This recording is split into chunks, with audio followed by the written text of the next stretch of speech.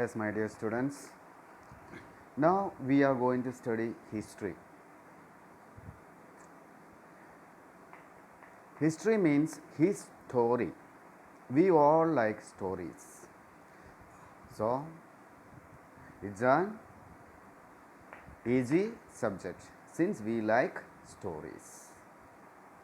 So, let us go to content of the books. First lesson of history, rise and spread of Christianity. Second, rise and spread of Islam. Third, the Delhi Sultanate. Fourth, the Bahmani and Vijayanagara kingdoms. Fifth, foundation of the Mughal Empire. Sixth, Mughal Empire after Akbar.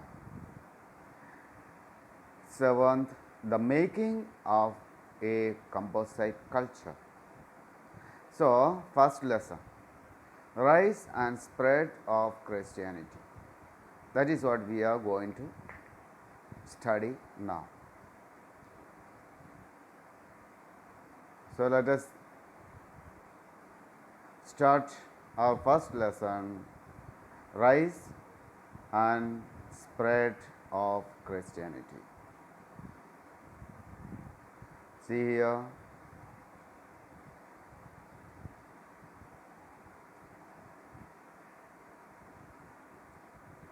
in this book, in this chapter, we are going to study about medieval India. What do you mean by medieval period? Medieval period means the period between the ancient and modern periods. So, please underline that word, the period between ancient and modern period. The period between the ancient and modern period is known as medieval period. Many of our religious languages, religious beliefs, social traditions and administrative systems can be traced to the medieval period. Most of the changes, many changes had taken place in a medieval period. It may be based on religious, regional languages, religious beliefs, social tradition, administrative system, etc., etc., etc.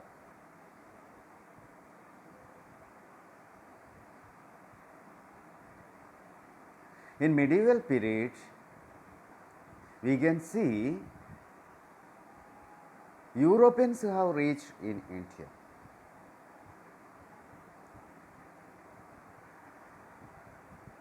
And that time, India was under the influence of Islamic rule.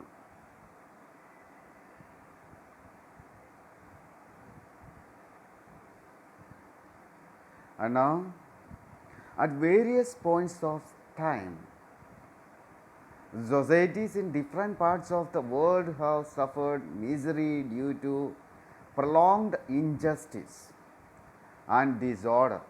In medieval period or ancient period, we can say so many societies, like especially middle class people and low class people, I mean those who are poor in a financial condition, they suffered. How do they suffer? In injustice and disorder.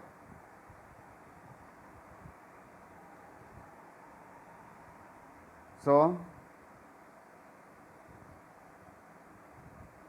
it resulted in the birth of new forms of religion. We can see, once I said to you, in medieval period, many suffered, many suffered due to misery, due to prolonged injustice and disorder. In this fact resulting the birth of new forms of religion. Okay.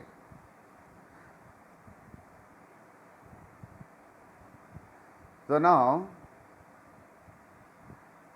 by seeing this pathetic condition, some of the great people like Zoroaster, Gautam Buddha, Confucius, Vardhamana Mahavira, Jesus Christ, Prophet Muhammad, Guru Nanak, they formed new religion in order to save the people from this pathetic condition.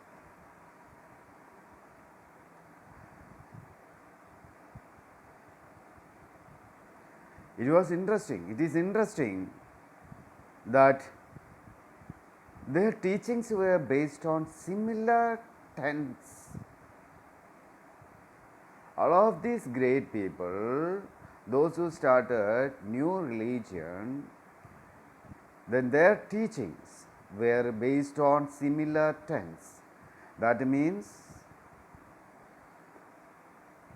all over the world, same problem was there. That is why they used to follow the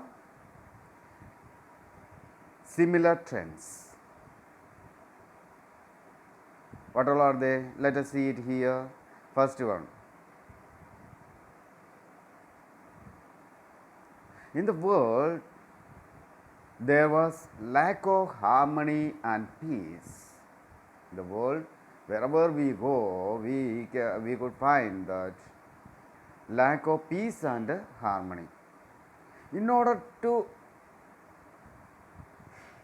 keep or resettle peace and harmony, the great people such as Gautama Buddha, Vardhamana Mahavira, Guru Nanak, Jesus Christ, they asked the people to give more importance to cooperation and non-violence. So, not the point, they asked the people to develop cooperation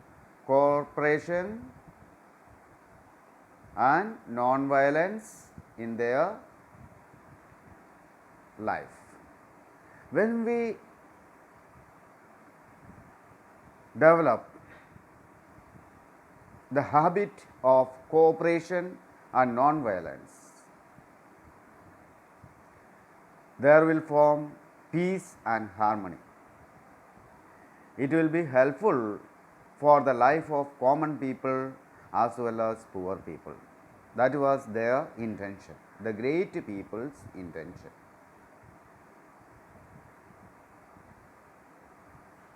And second point is the promotion of love, equality and tolerance. They asked the great people like Jesus Christ, they asked the people to develop love and keep equality and maintain tolerance.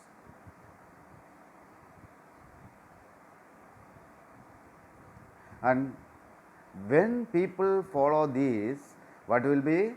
Peace and harmony will be